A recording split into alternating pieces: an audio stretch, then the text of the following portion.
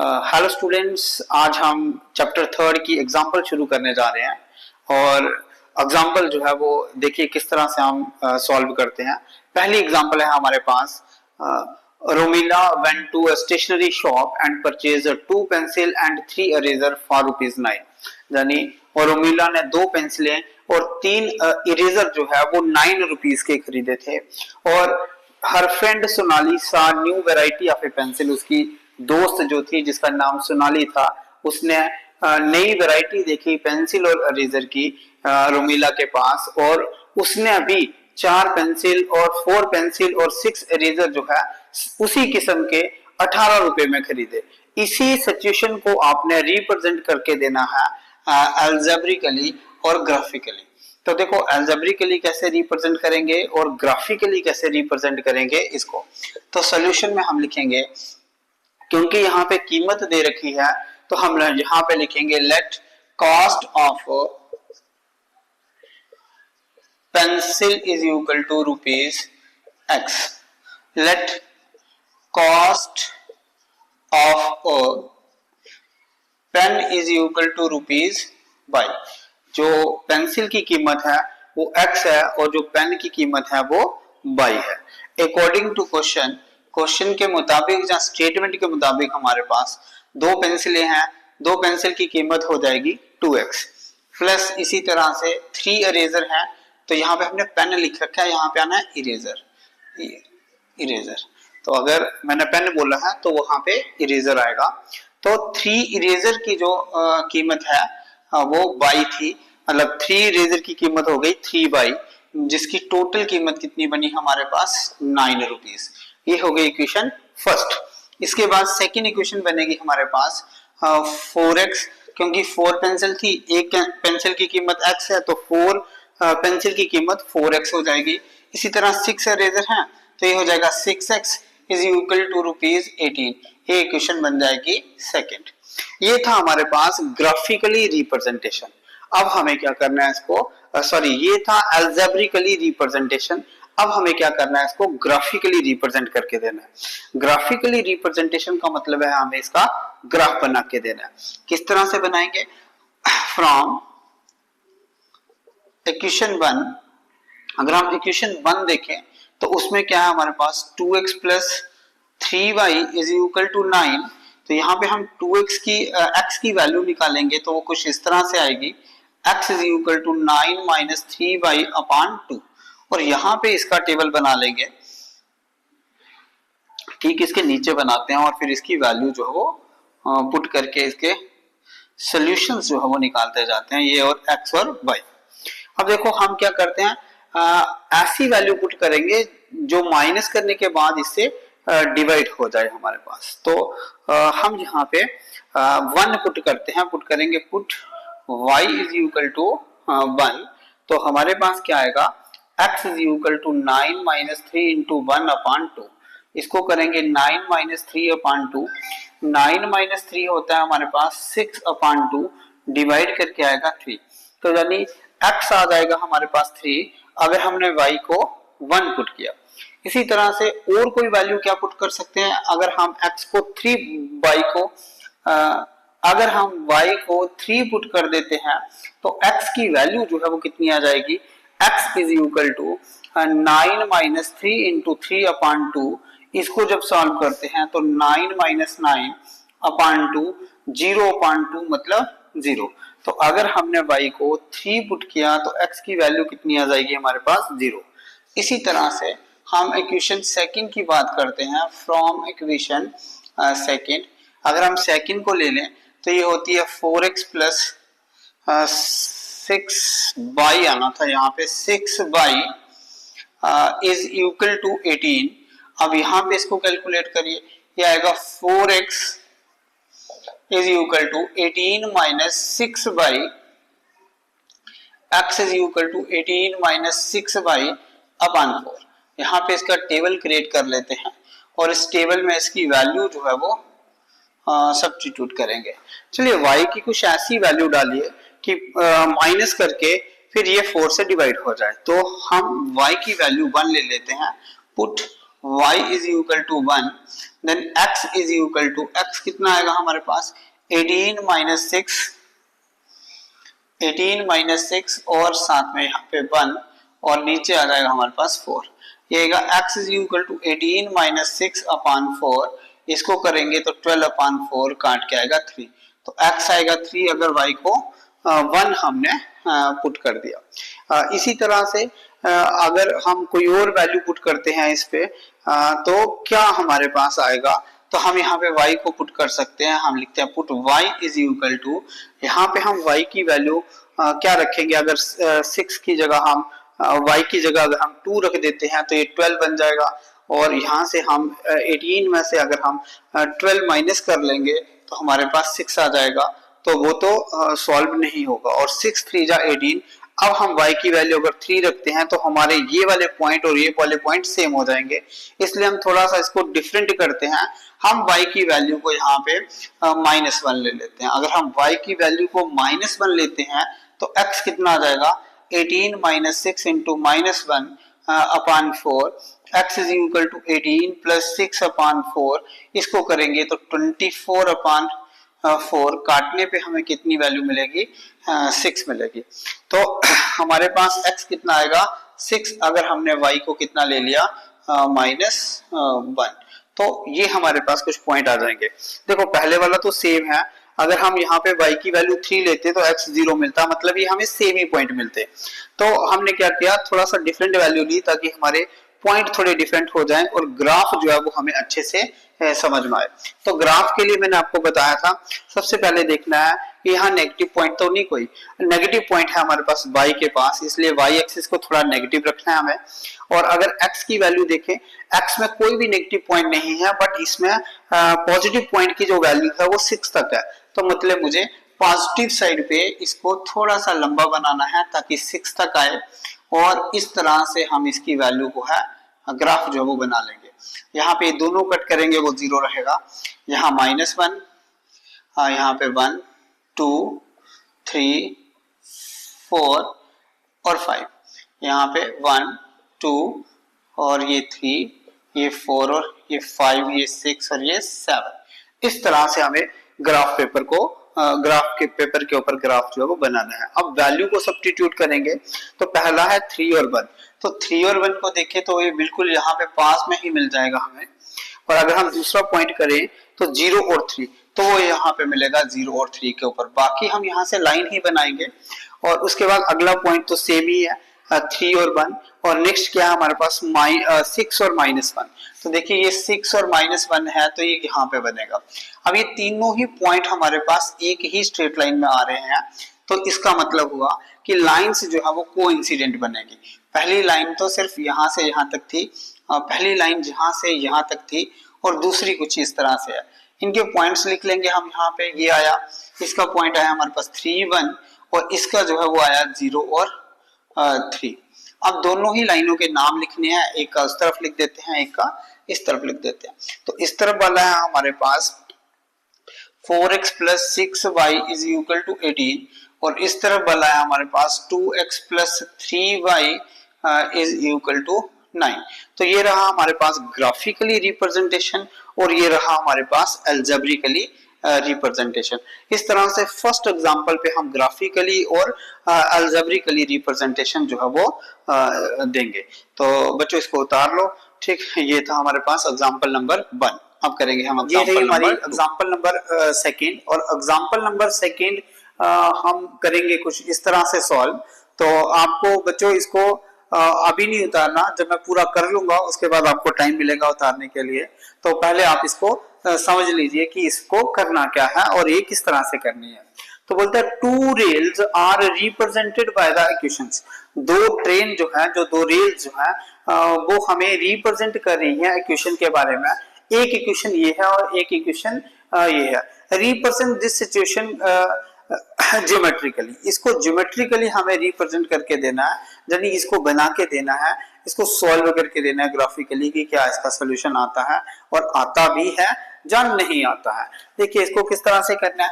पहली इक्वेशन है हमारे पास x plus 2y minus 4 is equal to 0। हम इसको कुछ इस तरह से लिख लेते हैं, x plus 2y is equal to 4, इसको हम फर्स्ट मान लेते हैं। इसके बाद सेकेंड इक्वेशन है हमारे पास 2x plus 4y is equal to 12, इसको हम सेकेंड इक्वेशन मान लेते हैं। चलिए हम इसका एक ग्राफ बनाने की कोशिश करते हैं कि इसका ग्राफ क्या बनेगा, या इसका ग्राफ बनेगा भी या नहीं बनेगा। देखिए इसका ग्राफ किस तरह से आएगा हमारे पास, फ्रॉम इक्वेशन 1, इस इक्वेशन 1 में क्या है, x plus 2y is equal to 4, और यहाँ पे x निकालेंगे, x is equal to 4 minus 2y, यहाँ पे हम इस तरह से कुछ बनाएंगे और ये हमारे पास रहा x और y।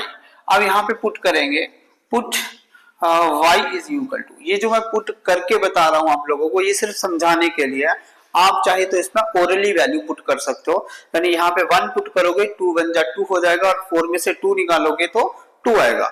लेकिन मैं ये करके बताता हूँ, जब आपने एग्जाम में करना हो तो आप समय को बचाने के लिए यहाँ पे डायरेक्ट ओरली ही पुट कर सकते हो 1, और इसकी वैल्यू लिख सकते हो।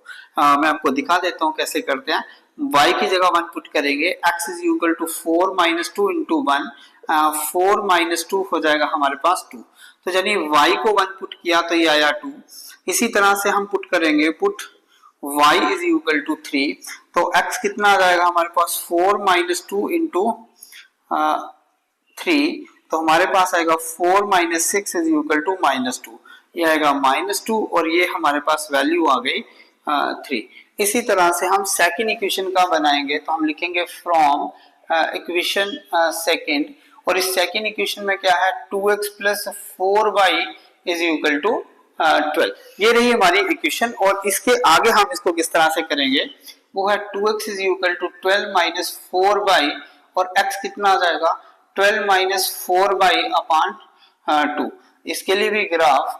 और बच्चों इसको आप इस तरह से कर सकते हो कि आप यहाँ पे ओरल ही वैल्यू डाल सकते हो। जैसे अगर हम y की जगह 1 डाल लें तो ये 4 बन जाएगा, 12 में से 4 निकाले 8 आएगा, 8 को 2 से डिवाइड करेंगे तो 4 आएगा। तो हम इसको ओरल भी कर सकते हैं, लेकिन मैं आपको यहाँ पे लिख के बताता हूँ कि हम किस तरह से करेंगे।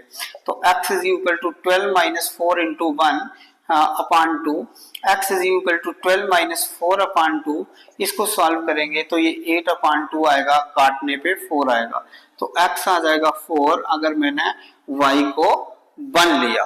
यहाँ तक अब अगर आपको समझ आ गया है तो आगे देखिए, हम बच्चों हम क्या वैल्यू पुट कर सकते हैं y की। यहाँ पे y की क्या वैल्यू पुट करें, यहाँ पे हम कोई भी वैल्यू पुट कर दे y की, वो 12 से माइनस करने के बाद 2 से डिवाइड हो ही जाएगा। तो y को अगर मैं 2 पुट कर देता हूं तो x कितना हो जाएगा 12 minus 4 into 2 upon 2, x is equal to 12 minus 4 two जा 8 अपान 2, माइनस किया 4 और डिवाइड किया तो हमारे पास आया 2। तो x भी 2 और y भी 2 जो है ये वैल्यू आ जाएंगी हमारे पास। तो एक इक्वेशन, एक पॉइंट जो है, एक टेबल जो है वो हमारे पास ये बना, और एक बच्चों ये टेबल हमारे पास बना। अब इन दोनों सॉल्यूशंस के साथ हम ग्राफ किस तरह से बनाएंगे, तो मैंने बताया था आपको, पहले देखना है कोई नेगेटिव पॉइंट नहीं तो नहीं। तो x एक्सिस पे नेगेटिव पॉइंट है, तो मतलब x मुझे लेफ्ट की तरफ थोड़ी सी बनानी है, और यहाँ पे मैक्सिमम पॉइंट 4 है, तो राइट पे मुझे 4 ही पॉइंट्स लेने हैं।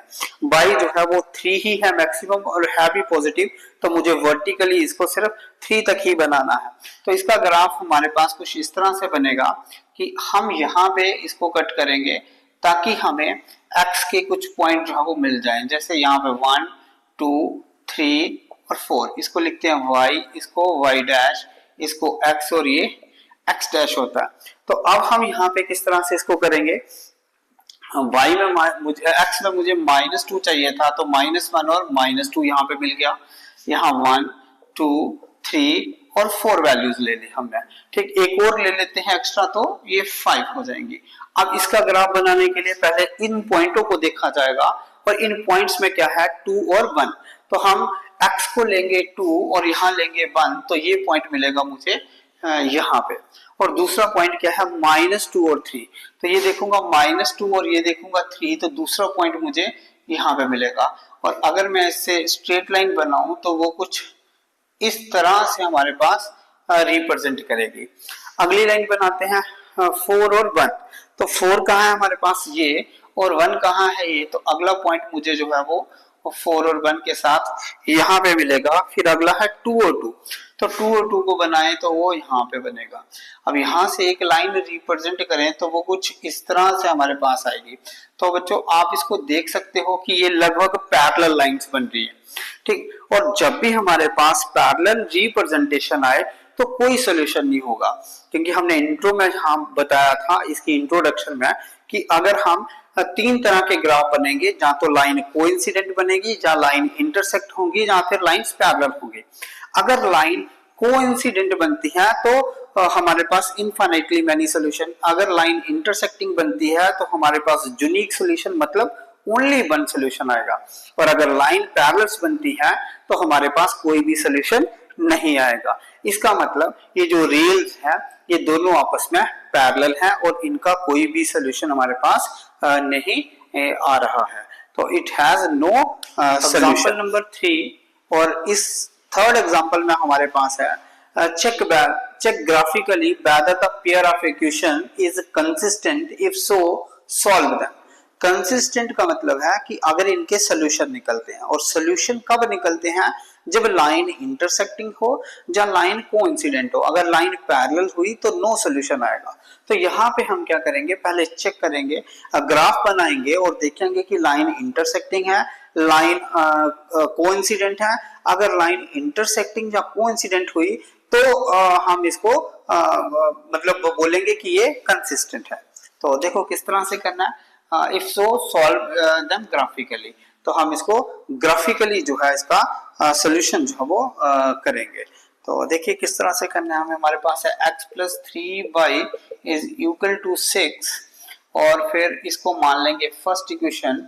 सेकेंड है 2x - 3y is equal to 12, इसको मान लेंगे सेकेंड इक्वेशन। और अब हम ग्राफ बनाएंगे इसका, हम लिखेंगे फ्रॉम इक्वेशन 1 ये रहेगा x + 3y is equal to 6, x is equal to 6 - 3y। तो यहाँ पे हम इसका टेबल बनाएंगे इस तरह से x और y के साथ, ठीक। और हमें चेक करना है ग्राफिकली कि क्या ये कंसिस्टेंट है या नहीं है, ठीक। अगर कंसिस्टेंट हुआ सॉल्व देम ग्राफिकली, यानी फिर भी हमें इसका ग्राफ ही बनाना है। अब हम डायरेक्ट भी वैल्यू पुट कर सकते हैं, लेकिन मैं आपको यहाँ पे लिख के पूरा बताता हूँ। Put y is equal to 1, x is equal to 6 - 3 into 1, x is equal to 6 - 3, x is equal to 3। तो x कितना आ जाएगा हमारे पास 3, अगर y कितना है 1। इसी तरह से पुट करेंगे, put y is equal to 2, x is equal to 6 - 3 into 2, और ये हो जाएगा 6 - 6, ये आ जाएगा हमारे पास 0। तो x की वैल्यू आ जाएगी 0 अगर y रहा हमारे पास 2। तो ये फर्स्ट इक्वेशन के सॉल्यूशंस आ गए जिनको हम ग्राफिकली रिप्रेजेंट करेंगे। आगे चलते हैं फ्रॉम इक्वेशन, ये इक्वेशन है हमारे पास सेकंड, और इस सेकंड इक्वेशन में हमारे पास 2x - 3y is equal to 12, ये आएगा 2x is equal to 12 plus 3y, ये आएगा x is equal to 12 plus 3y upon 2। अब इसको करेंगे तो x is equal to 12, sorry यहाँ पे हम टेबल बनाएंगे, और इस टेबल बनाने के बाद हम इसकी वैल्यूज जो है वो सब्स्टिट्यूट करेंगे। तो यहाँ पे वैल्यू क्या डालेंगे हम, y की वैल्यू फिर दोबारा से यहाँ पे हम 2 डालेंगे, और फिर देखो इसको किस तरह से निकालेंगे। Put y is equal to 2 और x is equal to 12 plus 3 into 2, इस तरह से, और अपान में आएगा 2। x इज इक्वल टू 12 और प्लस 6 हो जाएगा अपान 2, ये कितना हो जाएगा हमारे पास 12 और 6 18, 2 से डिवाइड करेंगे तो 9, ये आएगा 9 अगर हमने इसको 2 पुट किया। तो इसी तरह से अगर हम y को 0 पुट करते हैं तो क्या आता है हमारे पास, put y is equal to 0, तो x कितना आ जाएगा हमारे पास 12 plus 3 into 0 upon 2, x is equal to 12 और ये हो जाएगा 0 अपान 2, मतलब 12 अपान 2 और काट के कितना आएगा हमारे पास 6। तो x की वैल्यू कितनी आ जाएगी 6 अगर y कितना रहा हमारे पास 0। तो ये थे हमारे पास सेकेंड इक्वेशन के सॉल्यूशन। तो इन सॉल्यूशंस की वजह से हम इन सॉल्यूशन की हेल्प से हम इसका ग्राफ बनाएंगे और जो पूछा है ग्राफिकली बताएं कि वो कंसिस्टेंट है या नहीं है। तो कंसिस्टेंट हम इस तरह से बताएंगे कि अगर लाइन इंटरसेक्ट करेंगी तो कंसिस्टेंट, और अगर लाइन हमारे पास कोइंसिडेंट होगी तो भी कंसिस्टेंट, और लाइन अगर पैरेलल हुई तो इनकंसिस्टेंट रहेगा हमारे पास। तो चलिए हमें सिखाया था आपको x की वैल्यू देखिए 9 है मैक्सिमम, तो इस तरफ हमारे पास कम से कम 9 होना चाहिए, क्योंकि हमने नेगेटिव वैल्यू कोई ली नहीं है। तो यहाँ पे y जो है वो हमारे पास नेगेटिव की तरफ बनाने की जरूरत भी नहीं है हमें। तो यहाँ पे वैल्यूज लेते जाइए, ये आएगा 0, ये आएगा 1 2 3 4 5 6 7 8 और 9। यहाँ पे चलिए 1 2 3 4 5 6 7, तो इतना लंबा तो चाहिए नहीं y के लिए। y के लिए तो 1 2 ही है हमारे पास, लेकिन x के लिए हमें 9 तक जाना है। तो पहला है 3 और 1, तो ये क्या आ गया हमारे पास 3 और इसके साथ आ गया 1, तो पहला पॉइंट हमें यहाँ पे मिल गया। दूसरा है 0 और 2, तो ये रहा 0 और ये रहा 2। इसकी लाइन कुछ इस तरह से हमारे पास बन जाएगी। हम लिख सकते हैं इसको 0 2, और इस पॉइंट को हम लिख सकते हैं 3 और 1। और ये कौन सी लाइन है हमारे पास, ये है x plus 3y is equal to 6। इधर हम x लिखेंगे, इधर x डैश, इधर y और इधर y डैश से इसको रिप्रेजेंट कर देंगे। देन सेकंड इक्वेशन के पॉइंट्स जो है वो सब्स्टिट्यूट करेंगे, वो क्या रहेंगे हमारे पास 9 और 2। तो यहाँ से 9 देखा और यहाँ से हमने 2 देखा, तो पॉइंट मिला मुझे यहाँ पे। दूसरा हमने 6 और 0, तो हमने यहाँ पे 6 देखा और इधर से 0 देखा, तो ये पॉइंट मिला हमें जहाँ पे। तो देखो ये लाइन थोड़ी सी हमारे पास गलत बन रही है, क्योंकि स्केल से नहीं बना रहे, तो ये कुछ यहीं से पास होने वाली है। तो यहाँ से ये लाइन पास होगी, तो ये ग्राफ कुछ इस तरह से हमारे पास रिप्रेजेंट हो जाएगा। ये सीधी नहीं बन रही, इसको इस तरह से हम थोड़ा सीधा बनाते हैं, तो ये हमारे पास आएगा। तो हमारे सॉल्यूशंस में क्या आ रहा है 6 और 0, ये दोनों ही लाइंस हमारे पास 6 और 0 पे कट कर रही हैं। और यहाँ पे क्या है हमारे पास 9 और 2। इस लाइन का नाम क्या था हमारे पास x 2x minus 3y is equal to 12। तो दोनों ही लाइन क्या कर रही हैं, इंटरसेक्ट कर रही हैं, और 6 और 0 इसका क्या हो गया सॉल्यूशन। तो बच्चों इसको आप नोट कर लीजिए अपनी कॉपी पे, ठीक। और ये इस तरह से इसका सॉल्यूशन था।